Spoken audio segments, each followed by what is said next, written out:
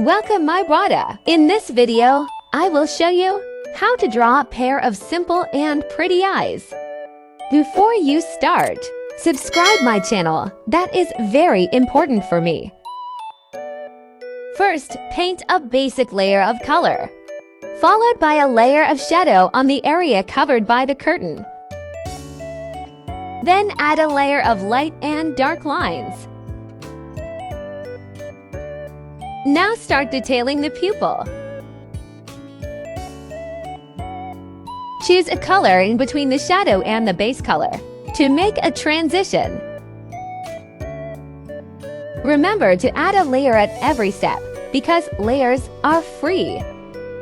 Now, add a little highlight. The eye now looks like a crystal. Not enough, add more internal reflection.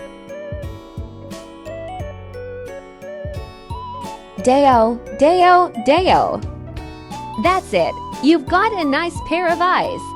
If you like this video, please like and subscribe to my channel. Goodbye, Barda. See you.